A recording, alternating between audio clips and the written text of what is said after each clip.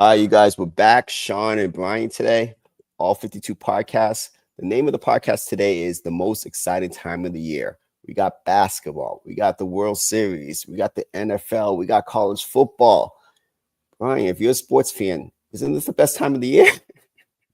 It is absolutely Christmas in October. I love it. I uh, love it. Love it, man.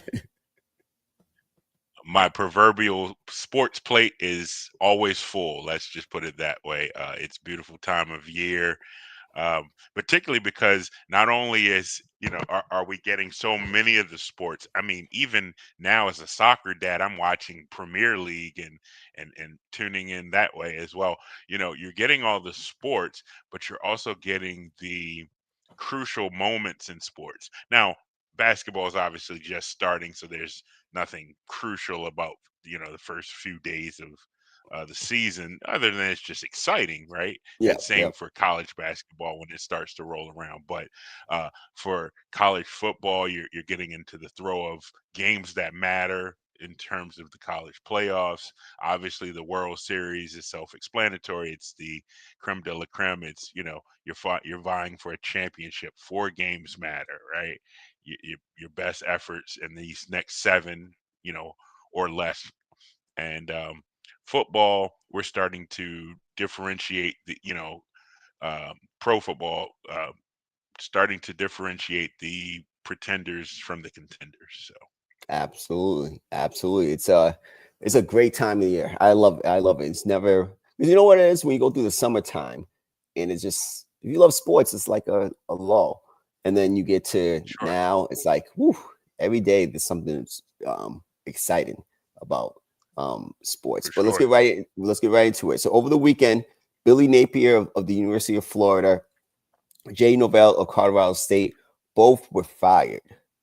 Ryan, what's your thoughts about Billy Napier getting let go and Jay Novell? Florida has underachieved considering some of the talent that they've had on their roster, so this is not a surprise. He's been given, ample chance to turn that program around. It just has not delivered for whatever reason. They can't get over the hump. Obviously, the SEC is a tremendously challenging conference. I mean, you've got a juggernaut of a schedule, you know, for most teams, just battling through the SEC, but they've not helped their cause in any way, right? And so this was bound to happen. The timing, the writing was on the wall. There was an inevitability of that. Norville, a little bit more surprising. Just thought they'd give him a little more time with that program. So I'm not surprised about Napier. It's first of all, that's gonna be a highly, highly, highly coveted job come this Sure, January. Or right now, it's covered it because at the end of the day, it's the University of Florida, and if you're able to recruit in the swamp, it's if you're able to recruit the state, excuse me, of Florida, just the state of Florida, you should be able to compete. Like that's how much talent's in the state of Florida for football. So it's going to be a mm, really, really, really coveted job. And but he just underachieved. I was surprised last year. They struggled at the beginning, were able to turn it on last at the end. Came in with more expectations. They had Legway, yeah, the quarterback, was considered a Heisman candidate, was considered NFL prospect. Nothing has gone well for the University of Florida with Napier. They got to get the next right hire correct because at this point, who they are as a they have fallen from the top of the SEC so bad that they have to go for the home run. They got to. I think they have to see if Lane Kiffin would want to leave Ole Miss to come over there. Um, hey, listen, talk to Urban Meyer. Maybe he wants to come out of coaching and restore the feeling back in the swamp. You gotta go big fish hunting because what has happened over the last 10 years for Florida football is inexcusable. Florida and Miami should always be able to compete. They're on two separate sides and of I the throw in Florida State. Really all Florida side. three.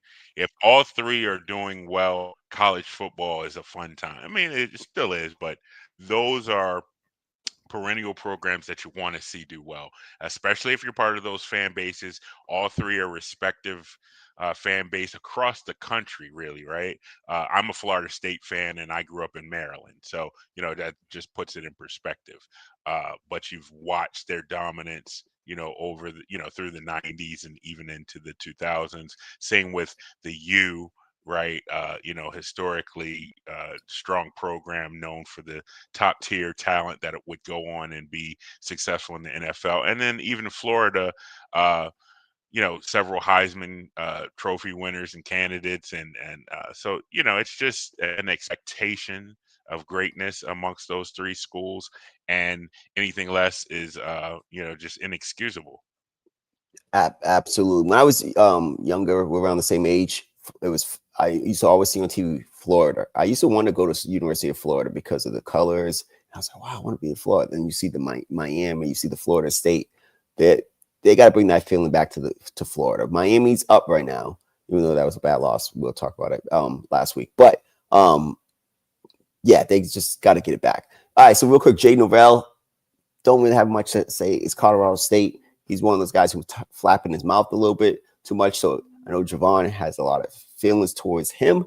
So we can leave that for Javon. But I don't. I no disrespect to Colorado State. It's not like he was at a big time school, like football school like that. So I'm not going to really harp on that too much. All right, so we'll go to. We did touch a little Sure. bit on Florida State. Now, do you think you think he'll get another job? Let me ask you that though. Do you think he'll get another job soon? No, because if you can't elevate Colorado State in that conference, then why do you deserve another job? Maybe an assistant job or a coordinator job. But I think when you get a job like that, you got to be able to elevate that program. So if you go back to your role in whatever offense, defense, I don't know his history like that, show you're able to do it on that level, then you'll be able to get another job, to me. Yeah, your signal is a bit choppy, but I'm pressing through to hear you. Just want to let you know that from a technical standpoint. Oh, Uh, yeah. Go ahead.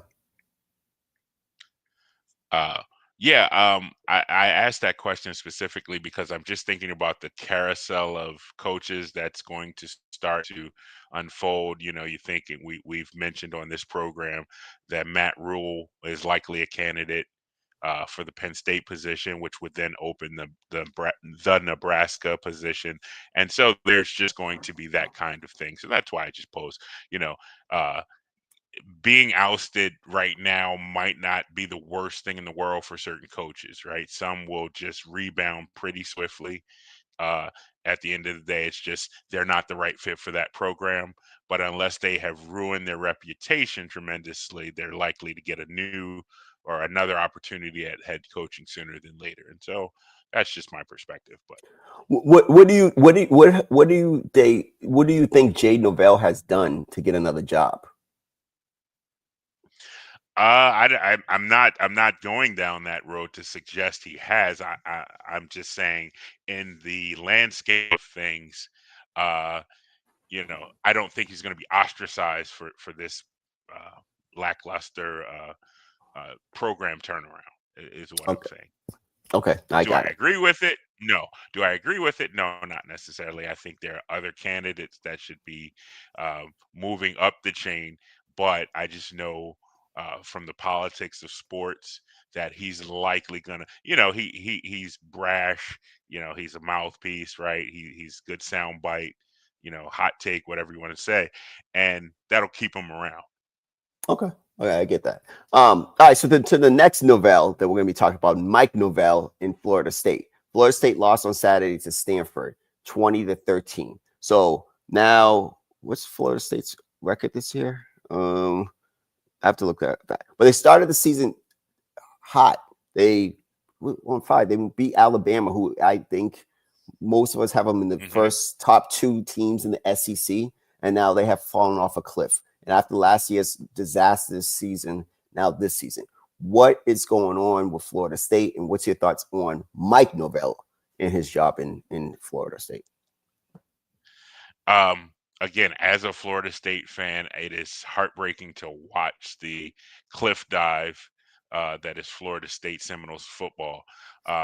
Simply put, uh, I think Mike Norvell has, and this cliche, lost his locker room. I really do. I think they win in spite of, not because of. And so talent will take you pretty far, but then when the rubber meets the road, there are those times when coaching matters. And uh, that's the thing that's frustrating about watching Florida State football. Losses will happen. You'll meet a team that's just bigger, faster, stronger, perhaps better on that day. But to get out coached over and over and over and over again, it's really frustrating. I mean, and I can piggyback and relate that to being a Baltimore Ravens fan. When we win, it's great. Either come from behind or we're strong offensively and everything's clicking. But the games we need to win, right? And that's true for both teams. Games you need to win, it's evident that you're outcoached. And then consequently, the scoreboard reflects it, you know, lopsided victories for the opponents and, leaves us scratching our heads going, how long?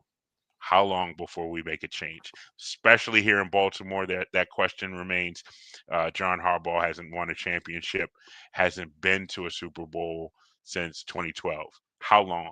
How long do we let this um, box full of chocolates, which is talented players, stay in the fridge? Then you bring it out and you snack on it, but you never finish the bag. You know what I mean? Like, when? When are we going to make that change to say, let's get it all the way over the hump? Same with Florida State. When are we going to make that change? Mike Norvell got a big contract and he has not delivered yet.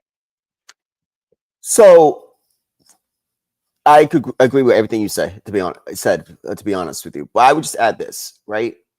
There's no question that he needs to be gone. Like they're 16th in the ACC. They're 0-4. I'm looking at the stats right now.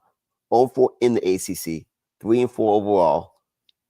You got to go, and it's just time. And they made the mistake not going after Coach Prime a couple years ago. Do I think he should be the number one candidate there? No, because I don't know if Coach Prime has done enough in Colorado for me to be like, hey, he can recruit, and that's key. But is he right now? Where I put him like, hey, he should be the next head coach of Florida State just because he's Coach Prime. That's why Yeah. Go ahead. Yeah, I don't know if he should be the next. My opinion. I don't know if he should be the next coach because they need a major turnaround. So Yes. he's a big splash in terms of name recognition. It's comparable to the HBCUs are bringing in former NFL players. Great for name and public notoriety and publicity, but does it affect the program from a winning and losing perspective? And so Deion coming in would certainly put them on the top of the ticket for SportsCenter press and conversation. But does it make a difference? Is Deion the right coach? No, I don't believe so, because I think he'd fall in the same trap where he'd get out coached. I mean, it's evident in Colorado. He's a star from his reputation. He's recruiting decently. He's recruiting better at the coaching ranks, bringing in Hall of Fame talent coaches. But is it producing wins? No, Colorado's not a world-beating team by any stretch of the imagination, and Florida State wouldn't become one under Dion. So I just don't think that's the right move. Could it happen down the road? Well, time will Yeah. tell, but I just don't think he'd be the next. I don't think it'd be in their advantage or his to make him the next, because then he'd lose his reputation as a positive coach. So Yeah. yeah, Yeah. I think they need to bring in, really, and it's going to sound funny. You either bring in someone very innovative and just change the entire perspective, or you go old school and you get sort of a hard line disciplinarian type that'll get things back on track down there, because Florida State, I just don't think they have their moxie, the swag they used to have. There's no luster on that program. Once upon a time, it was like every team looked at their schedule and saw Florida State and went, "Oh God." No, Now absolutely. it's like And now it's like the Appalachian states of the world are like, oh, okay, we got Florida State, chance to win. No, absolutely. And again, I agree. Go with the substance, not the style on this thing. And so I do not Hmm. want to hear about Coach Prime being the head coach at Florida State because they need a major turn. Same with we talked about Florida. You need to have a major turnaround. You need some guys who actually with a level of proven track record a little bit or building a Right. successful program. It doesn't need to be like I use Urban Meyer because he's been successful everywhere, but it doesn't have to be that. It could be someone who, like the Vanderbilt coach, he's built a successful program down in Vanderbilt. Vanderbilt. Hmm. See what I'm saying? Like Yeah.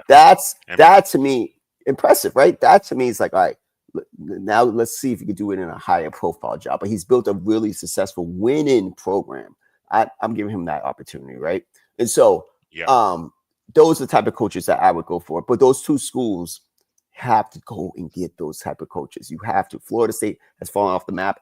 Especially, he had a really good year when everybody was complaining they should have been in the college football playoff. The last year was horrible. This year has been mediocre.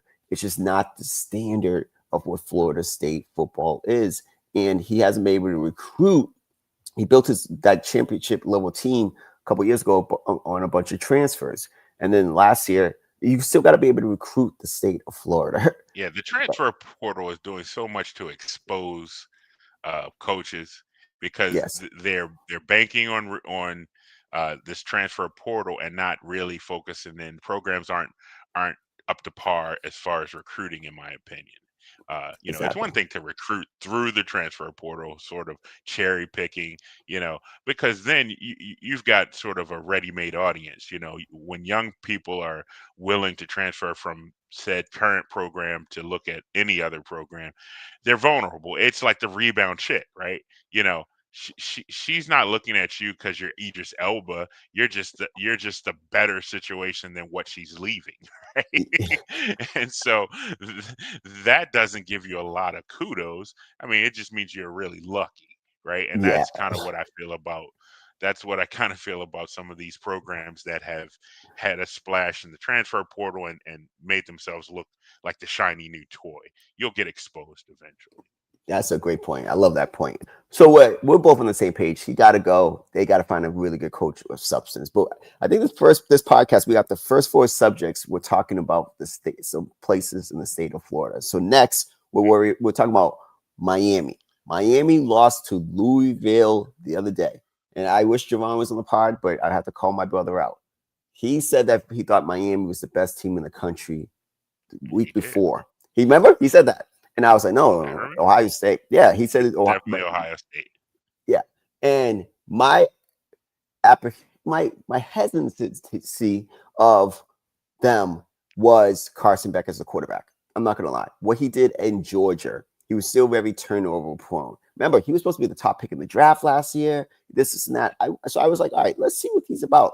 And he got exposed. Like a lot of these quarterbacks who were supposed to be the top pick in this year's draft got exposed. Like the last 2 years, it's like, all right, it's way a little bit too much hype on these quarterbacks. Carson Beck was horrible, horrible, horrible on 4 interceptions on I think last Friday.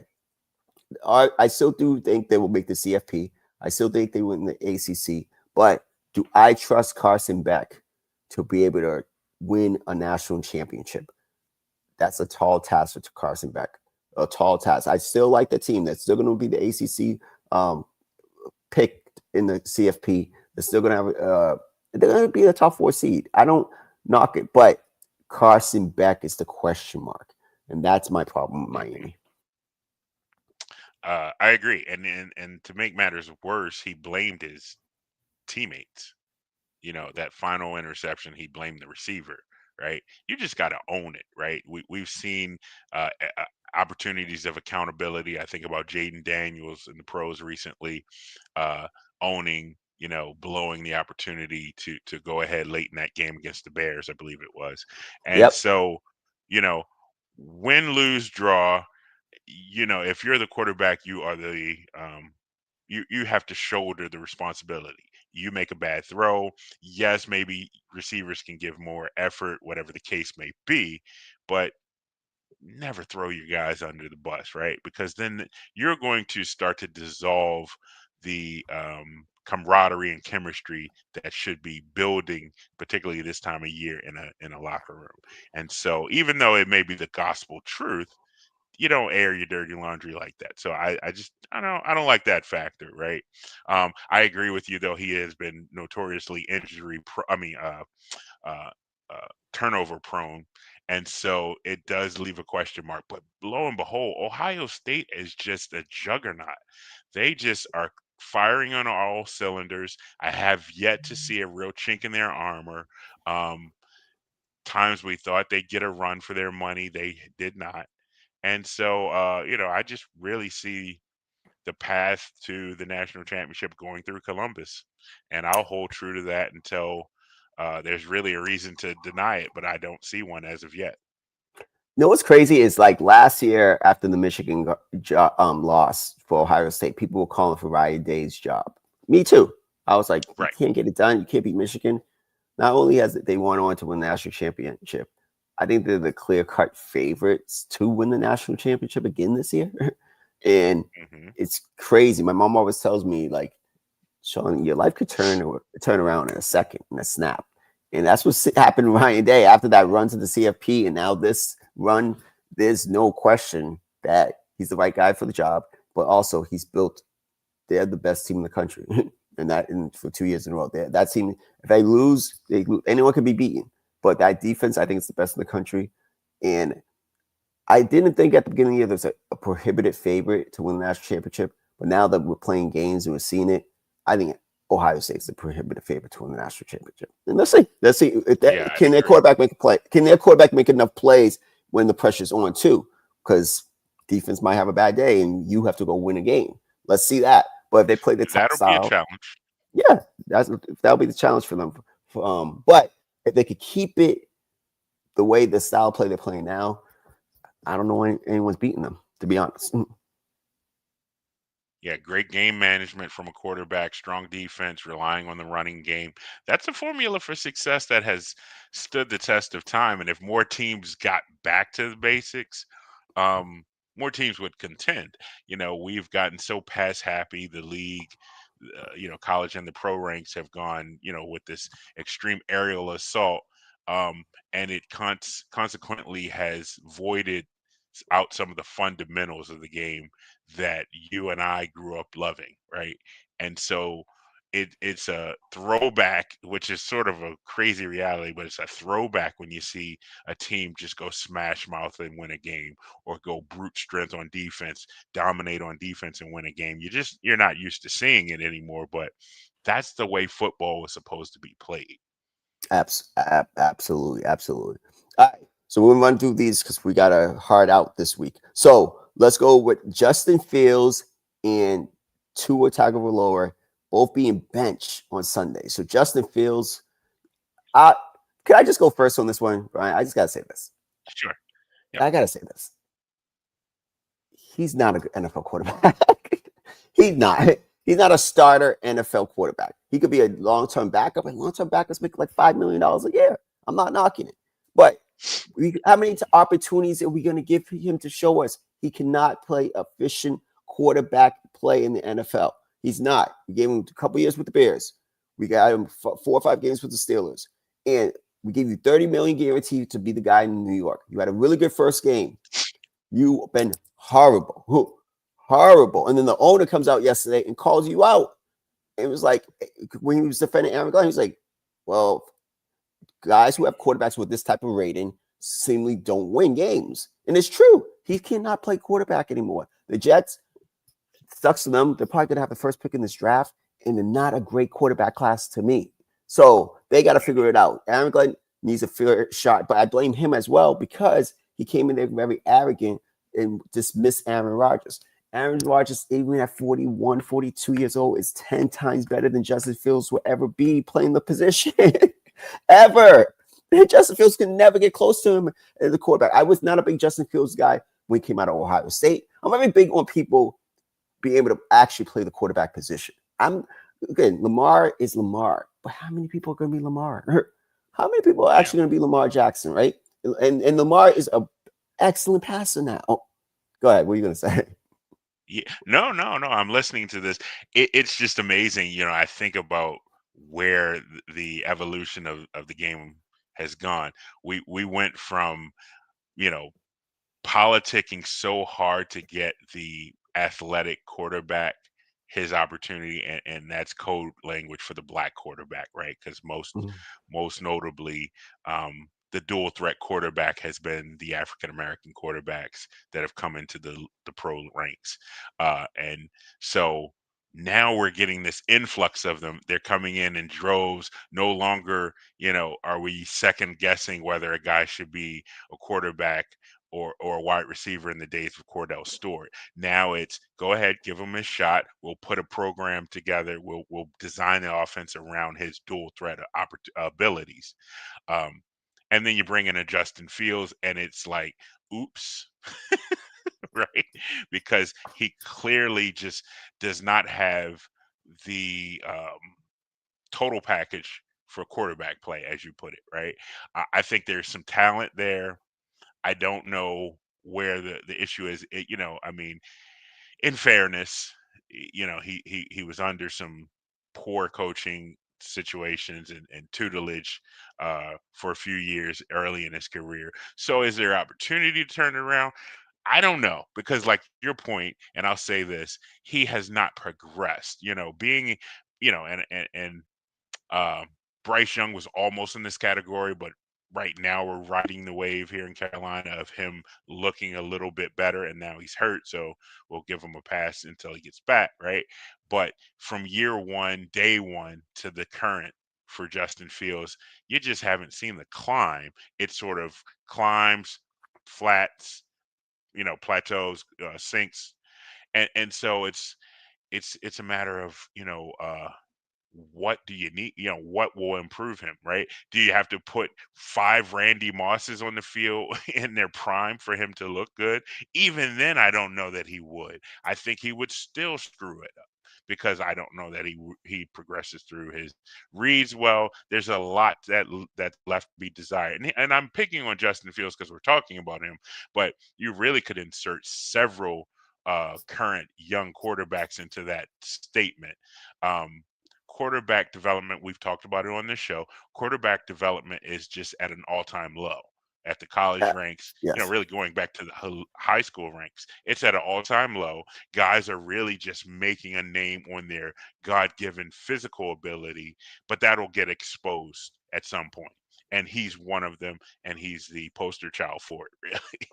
Yeah, I think he's the byproduct of, yes, the poster child for it. This perfect example. When you are at Ohio State and you don't really have to go through progressions because you have so much talent like that, you're not learning how to play the quarterback position. You get drafted on, hey, he has these special skill sets, which he does, but he does not know how to play the quarterback position at the level he needs to play at. He is horrible at progressions. He can throw. He has a good arm, but his be able to recognize the defense and go through progressions, you could clearly see it's lacking. It's so he's so focused on his athleticism. That's the type of guy, I hate to say it, that should be moved to another position if that's what he's going to focus on athletically. But you have to get better as a passer. And at least when Lamar was earlier, we seen little tidbits. All right, he just got to get this. He got to get this. Now he's developed. I have not seen in 5 years of Justin Right. Fields to say like, hey, you're gonna be a legit NFL quarterback for X amount of times. The Jets, with the first pick in the NFL draft, will be picking maybe for Francisco Mendoza from Indiana, but they have to go get a quarterback. It's not sustainable, and Agreed. Justin's going to be a backup going forward. Tua, Tua was bench. He's been horrible. He's more known for press conferences this year than quarterback play. What's your Sadly. thought? Yeah, what do you think? What's your thoughts on Tua? So this is the thing. I mean, benching him suggests that there's hope for this team. It suggests a few things that just aren't true, right? It suggests that this is Mike this is Mike McDaniel making a statement that I'm trying to salvage this season again. I don't know that it's salvageable. And so really my point is let it play out. I mean, yeah, there's some toxicity to him as a player. He's not doing anything to build team morale, talking to the press and kind of throwing his guys under the bus. But really, you're not going anywhere. It is what it is. He unfortunately, even with as bad of quarterback play as he has, he gives you the best chance to win, which says nothing for him as a talent, but it also speaks to how inept that team is, right? Yeah, So that's the bigger picture. So really, he's going to take a brunt of the scrutiny, but I think it's top down. I think it's ownership. I think, you know, the investments made, or there's some questionable um, salary decisions, right? And so they're getting stung by it, and so that's just kind of the story. I knew everything I needed to know about the Dolphins when Tyreek Hill goes down and he is praising God that he is getting carted off the field. To me, that said, you know what? I'm just going to sit home, bank my money, and I don't have to deal with the misery that is the Miami Dolphins, and that's sad. that's funny. That was a good one. That's a good one. That is a good one. I would say this. I don't have to spend a long time. McDaniel's got to go. He's not a culture setter. The NFL has caught up to his gimmicks and motions and stuff like that. One thing about the NFL, when you give decent defensive coordinators, defensive coaches a bunch of time in the offseason, they're going to figure you out, and you have to adjust. He hasn't been adjusted. Tua is looking very Russell Wilson like in this aspect.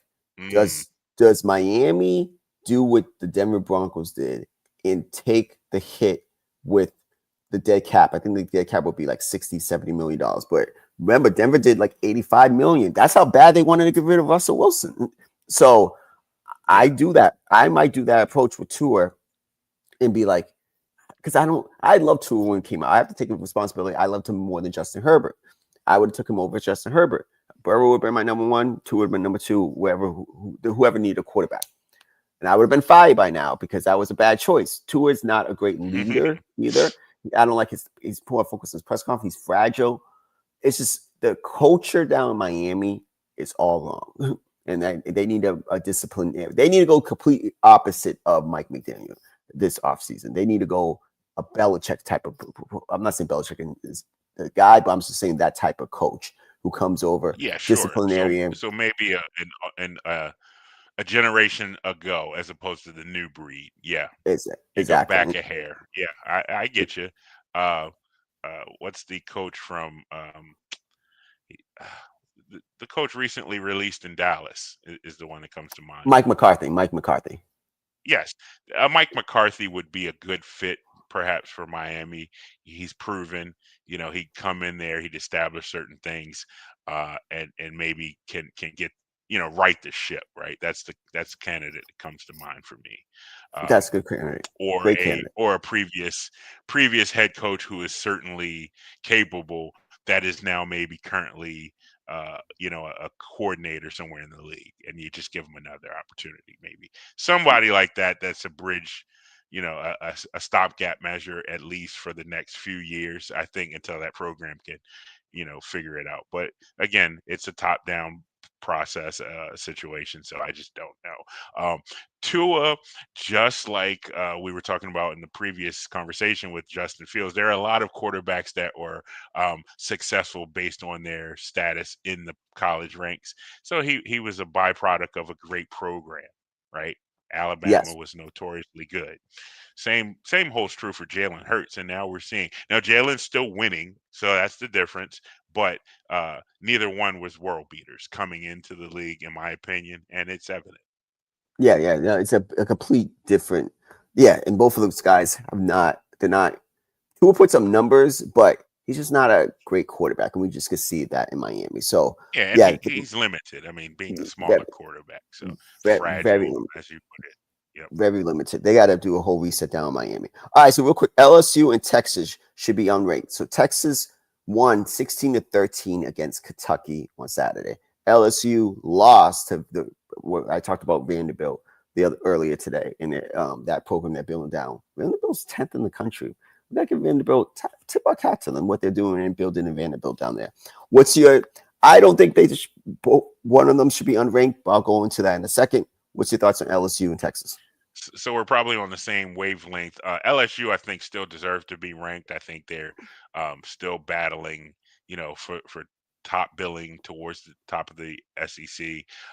Texas has underperformed tremendously since day one of this season. So the fact that they're holding on tells you that is a political move, right? I think there's just enough voters that are still holding on to hopes that Texas is going to be something to behold, and they're not this year anyway. So if it were up to me, Texas would have fallen out of the ranks maybe 2 weeks ago. Yeah. So I agree with this. LSU, a 7-point loss on the road to Vanderbilt, who's a really good football team, 10th in the country. First of all, Brian Kelly, this is your last year. Another guy who's on the hot seat for me because too much talent has come through LSU. Like your quarterback, you had Daniels. Now you have Nussmeier, guys who could be in the top. Well, Daniels was second in the draft. Nussmeier could be in the top 10 in this draft. Like, you got to get it done. You got to get it done. And you can't really lose to Vanderbilt, and though they're better than we expected. But I don't think it's enough for them to drop out of the top 25. Texas, I just got to admit, Arch ain't that guy. They have a really solid defense, but Arch Manning, he has 3 more years of eligibility, and he might be a quarterback who needs 3 more years of eligibility. The way he plays the quarterback position has been, what's the word I'm looking for? Unimpressive is the word I'm looking at. It doesn't look. It subpar. Subpar. It doesn't scream first pick of the draft like I was screaming or other people were screaming for the season. Heisman. He has a lot to improve on. But that team is not a top 25 team because offensively they're so limited. They're just in there because of the name recognition of Arch Manning, Steve Sarkisian, and the brand of University of Texas. But they're not a top 10 team. They're not a top 25 team at all.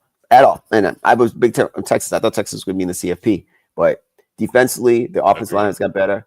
But Arch can't make decisive decisions and his quarterback play has been subpar. Simple as that. All right. So we're going to go with Albert Pujols. He was up for the Anaheim. Excuse me. Javon put Anaheim. Isn't it LA Angels? Let me put some respect on their name now. The Los Angeles Angels, former Anaheim Angels. He was up for the job. And for some reason, maybe you know more than me, they decided to move on. And he's not going to be the manager of that organization. What's your thoughts on that? So, yeah, he and Torrey Hunter were both considered front-running candidates for the position. Now, Pujols is working on a 10-year service contract with the Angels. So maybe the idea is just, let's be frugal. Let's pay him what he's making. Let him finish this program out and then revisit it. That could be it. But I don't know that he'll still be on the market. Rumor has it that he's, or I don't even know if it's a rumor. It's just probably known at this point. He's a candidate for both the Orioles and Padres position. We'd love to have him in Baltimore because he was a hitting machine. And so if he can, bring that expertise and his moxie and whatever baseball knowledge he can to a young core like Baltimore. But the big thing with them, they've got to get pitching. So, hitting is important, but, pitching wins in the postseason. So either way, they need help. But I digress. And the same with the Padres, they've got the talent. They were, a series away from getting into the NLCS. So, I don't know that he'll be on the market should the Angels want to revisit this in a few years. But a little bit shocking that he's not a candidate anymore. But well, I'm not surprised in this aspect that Los Angeles Angels have been a horrible franchise for the last 10 years. They wasted Mike Trout, and Mike Trout has been injured too. So that window is. So I'm not surprised they don't want to get a guy like that. They're going to miss an opportunity for Pujols, but he'll be the perfect candidate for the Padres. Padres are a veteran ball club. A lot of their leaders, Tatis Jr., Machado, I've got Bogarts of Hispanic descent. Those are the best players on the team. The relatability, I think they makes a lot of sense for Pujols. And I did read an article that Pujols, they're very fond of Pujols, those two guys, Machado and Tatis, the two best players on the team. So I think he'll be the perfect candidate. No disrespect to Baltimore, But I think in an organization that's willing to spend money too and go get the big players, if I'm looking at him, I don't know if Baltimore's going to do that with Rubenstein No, and that. better fit, certainly. Yeah, The Padres are better fit. He's already on the West Coast. He's got the familiarity of that environment, and so it wouldn't be much of a transition for he and his family. No, better circumstances there. Less I guess I want to say, an easier pathway to success because Baltimore still plays in the AL East. And now you've got the potential world champion Blue Jays, not to mention the Yankees and Red Sox, which are always going to be strong outs. So, sure. yeah, That makes sense from a strategic standpoint if he had the pick of the litter, you know. But we'll see what the numbers look like. We'll see what the offers become down the road, I'm sure. But yes, I agree. yeah. He'll definitely be a manager somewhere, but that's the job I would prefer. All right, so the NBA's back. Last night was the first opening night. Amazing game, OKC and Houston, and then Houston, excuse me, and then the Lakers lost to the Golden State Warriors. So we don't really have to recap those games. It was really good games, but what's your thoughts about the NBA season? Who do you have going to the finals, and who's your eventual champion? Yeah, so my sports card may be pulled just a little bit. I didn't get the chance to watch the games. I was a part of uh, religious festivities last evening that took me late into the evening. So I didn't get to see the games, which not only, just missing the sports part of it from the nostalgia standpoint, I wanted to see NBA back on NBC and the whole opening segment. I'm sure the Oh was man, just taking everybody back, right? And so the days of Jordan and such. So I missed that. I'm kind of sad about that, but I'm excited for the league. I'm particularly excited to watch certain teams that we're not expecting. Charlotte being one of them. Again, I reside here in the Carolinas now, and so I'm watching Charlotte because I think they're going to be one of those teams that's like better than expected. They're mm. young, they're hungry. The coach Charles Lee there seems to have the program grooving in the right direction. Injuries, barring injuries, I think they're one of those teams that could be sneaky good, right? They could be, I don't know, as good as, 2 years ago's Pacers per se, but that's the trajectory I see them on. Some other teams to watch. I want to see how good the Clippers are. I think, on paper, they finally got a lot of the pieces they need to go as far as they need to go. Health is always a factor with any of these teams in the league. I'm curious to see Wimby 3.0, as they've put it, because this is his third season. You're coming back from that blood clot. He's motivated. He's heavier. He's got a little bit more knowledge of how the league plays out. He's still a unicorn at 7'2" with guard skills. So I'm excited to see that. Those are just some of the headlines for me. And did OKC win? OKC won. It was a double overtime game. It came down to the last shot. Um, yeah, it was amazing. If you get a chance afterwards, so sometimes I definitely check out the highlights. It Sure, was an sure. amazing game. KD, Houston. It was good. Very exciting. So that's exciting to see exciting games on game day one. Um, I am really impressed with OKC, and I really don't see any reason they shouldn't be a contender to repeat. You know, Yeah. it's hard to do, obviously, because you're no longer the hunter, you're the hunted. But I think that they've got enough of what it takes to weather that storm. Yeah. So first of all, I would have to say the NBA on NBC was amazing. Uh, Hopefully for the rest of my life, the NBA is never off NBC again. The broadcast, the way they brought Michael Jordan as a special like announcer or guest, whatever during halftime. I just think Hmm. it's dope. It just brings nostalgia, and I think they do a really good job of doing the Olympics, the NFL Sunday night games, and now this. So and I was flying home. I was able to stream everything. It's on Peacock. Love it, love it. That was an opening night win for the NBA. So that's that. But and let's see how Amazon does. I want to see how Amazon does on Friday and ESPN. Whatever. I'm not a big fan of ESPN broadcast, but the NBA. I'm gonna say this. I will say that I'm just going with straight predictions. OKC will win the West. Mm, okay. I'm going to say and no one's gonna believe me.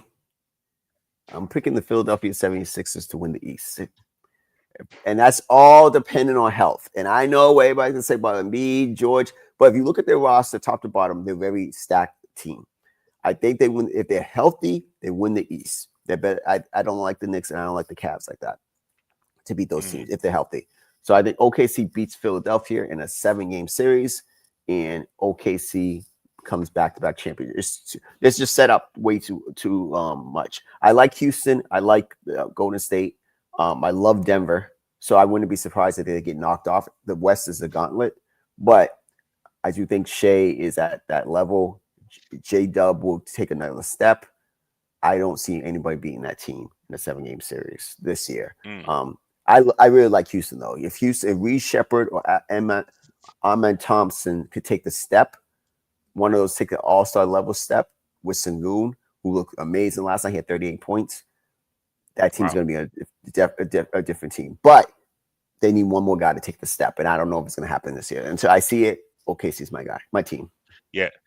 Houston would be more of a contender, but Fred VanVleet going out for the year is a big factor. I mean, he was integral part of what they do and how they navigate. Consequently, they're, I believe, going with Ahmed Thompson at point guard, if I'm not mistaken. So that one makes them a really big lineup, impressively. But I just don't know if that's sustainable through a 82-game season, like you said, the gauntlet of the West and the playoffs. So I just don't know that holds true. And you could see they missed VanVleet last night. They could not. Reed Shepherd is a young second-year point guard, and he made second-year point guard mistakes that if VanVleet was there, they would have won that game. And so you could clearly see that last night. That's why I said, and Thompson's still a young point, and he's not a great outside shooter yet. So to me, one of those guys has to take the step for me to say Houston could beat OKC. But that team could challenge OKC because they play just as hard defensively as OKC. Right. I agree. Yeah. All right. So let's just run through these real quick. Where we write about CJ Stroud. CJ Stroud has the Texans at 2-4 this year. I'm looking at his numbers. Overall, he has 9 touchdowns, 4 interceptions. I just had it pulled up. But the team is not executing like they were. Well, they expected. I think some people had them winning the South, and that looks like it might be the Colts, who we'll talk about in a second. Well, actually, we'll combine the Colts in CJ Stroud right now. But what's your thoughts about what Texas is doing? Yeah, still marked by injuries, so I'm giving a little grace there. Some of his receivers are still out. Kirk, I believe, still on the shelf, which is just going to hurt you, as a quarterback if you don't have your safety blankets or your go-to guys, right?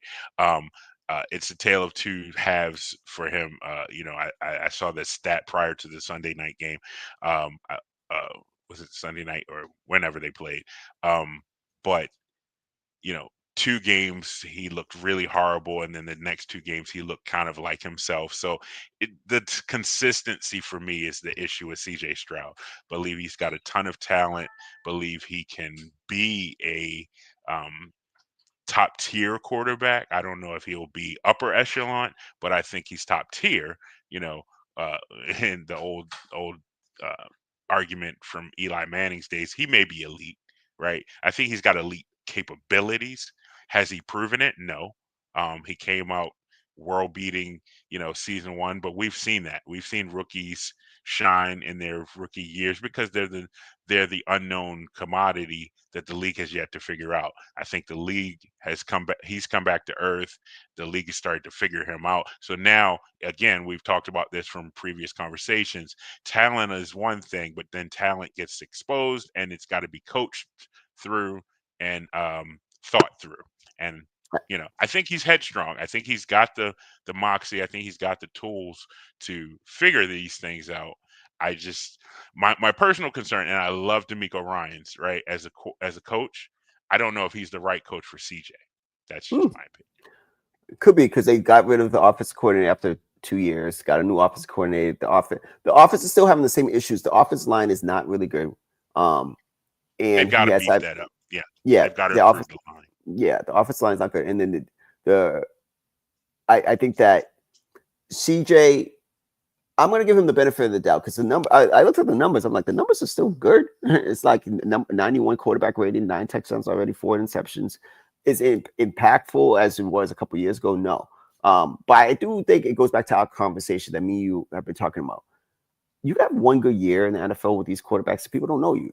But what are you doing? It's like what Brady said. Brady has been an advocate about the quarterback play. Have they taken the step? Are they getting better every year? Jaden Daniels is going through it right now. He was the world leader last year, but now injuries, but also is the impact still the same as it was last year? No. Right. So like we got to start crowning. There's 4 guys in the league we could crown, and that's Burrow, that's Allen, that's Lamar, and that's Mahomes. Those guys are legit. Those are the 4 guys. But if you think That's about the it, upper echelon. Yes. yeah, the upper echelon. Baker's starting to play better football. Matthew Stafford, we'll put Matthew Stafford there. 5. Those are the 5. But other than that, how many of these guys have been consistent over years? Like 4, 5, 6 years that we could say, hey, he's that guy. And I think CJ is just going through that motion right now. It's like, I'm not ready to crown any of these guys. Nobody, except for those 4 guys, 5 guys. Like, we know the consistency they're going to bring. But you got Kyler Murray, you got CJ, you got Jaden. All these guys are getting crowned before they actually deserve it.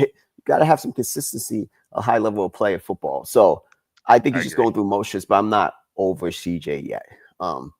And you mentioned the Colts. Man, I love the Colts. Colts are fun to watch, and they are clicking. And whatever's the magic dust in Indianapolis, keep sprinkling it because you've got Daniel Jones looking like a real, legitimate NFL quarterback, comparably to Tua and some of the guys we've knocked down a few pegs in this conversation. But see, that's proof that he doesn't have all the skills in the world, but he's doing all the right things, right? So what does that tell you? yeah, I can't say anything. I was negative. I thought the Colts would be fighting for the number 1 pick. They're legit defensively. Daniel Jones has been defense has been good. Daniel Jones has been amazing. Jonathan Taylor's been amazing. The coach is I always like Steichen ever since he left the Eagles. He just never had a quarterback. Now he has the right quarterback. It's all about fit. If you think about what Daniel Jones is, it's all about fit. That team is legit. That team should win the South. Yeah, I was wrong, but I said in the text, I was wrong about them, but I was right about the Panthers. I said the Panthers would be much improved this year than they were. So you can't win them all. So I've completely been wrong. Unless the Colts collapse, they will make the postseason. They're the best team in that division. It's not even close. All right, so the last 2 games, we won't do football bets. No, exactly. That division's not good. We won't do football bets because Javon's not here. But Lane Kiffin loses another big one. I didn't really see the game, so I'll let you double down on that. Yeah, it was good. It was a good game. However, just down the stretch, he got out coached. And it's another circumstance. The come from behind victory will always haunt a coach because it shows evidence that you've lost steam, momentum at some point in the game, and you aren't able to coach through it. Right. So big plays happen, turnovers happen. You're expecting those, but good coaches press through those. They weather the storm. They right the ship. Lane Kiffin didn't do that, and that's just one game, right? We can just look on a totality. He's underachieved for who he is and what he was supposed to be for that program. And Ole Miss is a good program. I like them, but maybe it is time to look at another opportunity, another coach, right? And Lane Kiffin would again fall into that category. If he lost this job, he's going to be picked up just like that because of namesake, because of reputation. And so it's just the juggling, moving pieces. Would he be a good fit in Florida State? Who knows? Maybe, right? It's sort of the case where he might just be the next best thing because he's new energy. And, I don't know. That's just me throwing that out. But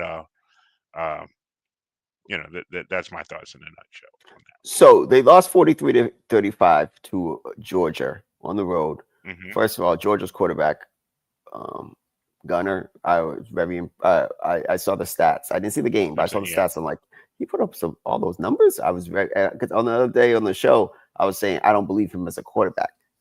Oh, he put up some numbers, high flying game. I think the overall thing is, I think Lane would be amazing at Florida or Florida State. Those are Hmm. big time schools in the SEC, ACC. And again, I think he's a great recruiter. He'll be able to recruit Florida. But yeah, it's, do you want a recruiter or do you want a tactician? That's why Lane Kiffin's kind of in like the Coach Prime situation. Those guys, they're really good names. But what's their part? What is their staple? Is it defense? Is it offense? Is whatever? You know what I'm saying? Right.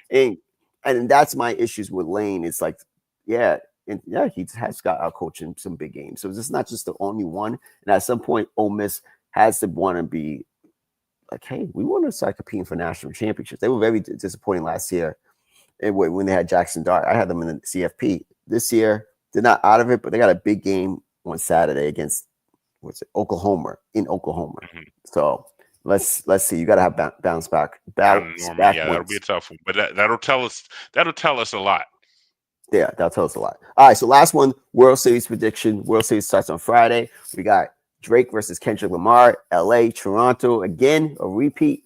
Who do you think wins the World Series and why? Well, first of all, let me just say this. Now, I've been a baseball fan for 40 plus years, dating myself, right? Since I fell in love with the game in my backyard, in earshot of Memorial Stadium. Shout out to the Baltimore Orioles. Um, Having said that, this is one of the more exciting World Series matchups that we've seen in 30 plus years.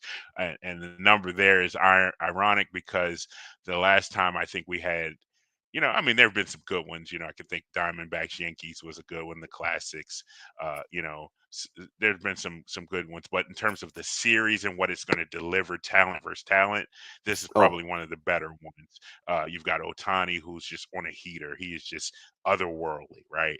And the rest of that crew provides great complementary pieces to what Shohei brings as an all-world athlete and best player in baseball. Toronto is by far the best hitting team in baseball, and they've proved it time and time again. Vladimir Guerrero is on a heater. He is the answer in some capacities to Shohei from an offensive standpoint. Um, and that team is just riding the wave, and they've got the pitching to match. I mean, Scherzer is going to be a big game, pitcher in this series, I imagine. And so it's fun to watch. It's going to be fun to watch. I think the Dodgers get the edge just because I think down the stretch their pitching will prevail. Clearly, there is the opportunity to shut down to a degree the Toronto bats. I don't know that that's going to be the case with Toronto shutting down the Dodger bats. I just think they're too deep, top to bottom. I think there's too many opportunities, especially because the bottom of the order has been clutch for the Dodgers in more recent games and in recent history. So I just think the Dodgers will prevail, but it'll be fun to watch. And I wouldn't be surprised if Toronto took them to 7. wow. So I think I agree with a lot. You say this is a fun matchup. The star power in this matchup. Vladimir Guerrero has shown me, Jr. He, like Javon text in the chat, he has survived.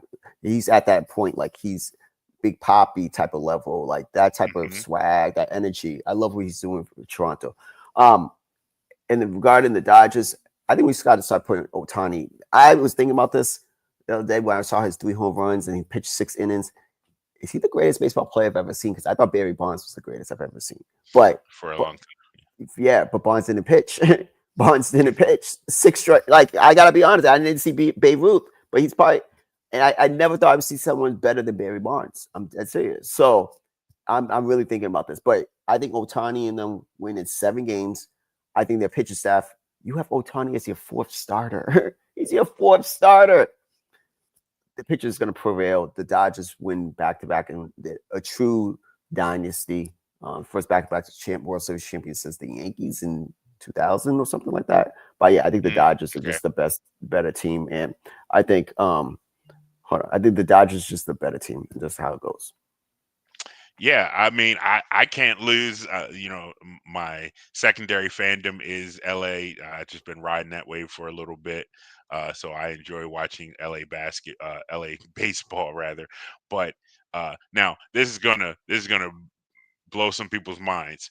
I'm a lifelong Orioles fan. Like I said, grew up near near Memorial Stadium. However, uh, I am uh, a secret closet Blue Jays fan from the 2 years they won the World Series, and that's really because my sports fandom follows players more than teams. The Mhm. teams usually are because of my local commitments, right? So I'm a Ravens fan based on the fact that I live there, but I also like a lot of the players and I like what they've done. Same with the Orioles. I loved Eddie Murray, Cal Ripken back in the day, but I've also been a big fan of other players. I was a huge Roberto Alomar fan. Oh So yeah. before he got to Baltimore, he was in Toronto. Watched him, loved Yes. him there, right? My favorite all-time player was Ricky Henderson. Ricky got traded from Oakland to Toronto and they won the second World Series. So I was riding with them. So consequently, I was just locked in on the Blue Jays for those 2 seasons. They won the back-to-back World Series. So I say all that to say, if they were to win, it's just sort of a shade of nostalgia, like taking me back to the good old glory days of Toronto baseball. But I'm not a fan of the Blue Jays by any stretch at this point. But it just would be a cool story, right? But Yeah. It yeah, wouldn't so hurt. It wouldn't hurt that. wouldn't be bad Uh, for baseball. no, exactly. It wouldn't be bad for baseball. A country, not outside the United States, winning a World Series again. And Toronto's. I don't know if you've been. It looks like an American city. It's a beautiful city. Beautiful. So, One of the best so cities I've been. yeah, it's been a long time. I was probably in my mid-teens the last time I physically went to Toronto, but I've always compared it to New York. It's the friendly version, and I don't know about now because again, it's been so long. But in my days of going there, it was the friendly version of New York, right? Uh, Hustle and bustle, big city, lots of activity, but people actually spoke to you, right? They Yeah, had time exactly. for I love you. that. So I love that place. I haven't been there in a few years, but I need to go back. But it's a beautiful, beautiful place. I wouldn't be mad, and I know a few people from yeah, Toronto sure. that they win the World Series. But all right, so that's all we got for today. Brian, Sean, Brian, you have anything else to add? No. Again, like I said, this time of year is just so exciting, and so um, we didn't dive into it, and it's still very early. But college basketball is around the corner. There's some teams that I'm going to be watching, right, to see kind of where the star power is. Uh, I haven't locked in on college basketball yet, but I will because there's some intriguing teams, and I want to get to know who the marquee players are because of the one and done for most recent years. I haven't been able to follow players the same way because really you don't get enough exposure to the star players. You're still getting Duke, proximity of where I live. You're still getting Duke on TV all the time. They're always on ESPN, right? So certain teams you're just going to know better than others. And then there's those hidden gems that are at smaller schools or mid majors. And so I'm hoping that this season I get to turn that back around and get to know the players as well. Cameron Bruiser, I saw him yesterday, had 33 points for Duke. And I was watching Mm, it. I was like, wow. And he's projected to be a top 5 pick. His skill set hmm already looks like he's not his dad who's just posting up in the paint. His skill set He's a looks like bruiser, him. and I think they're Uh, more, they're more offensive minded for sure. Yeah, he looks like legit. I gotta see the other guys, Darren Peterson, AJ DeBonsta. I gotta see them play. But Duke, I was like, man, when I was watching, I was like, damn, Duke got another one. He looks good. It's always loaded. Yeah, he looks good. He looks amazing in Duke. So let's see how it goes. But college basketball starting up, college football is gonna be NBA, more games this week. It's good. It's gonna be a good time. It's some good times, yo. Yeah, All right, you guys. So, absolutely. all right, you guys. So we're done. Like, subscribe, follow, all that good stuff. We'll be back next week. Adios. Javon, we miss you, man. Come back soon. Absolutely.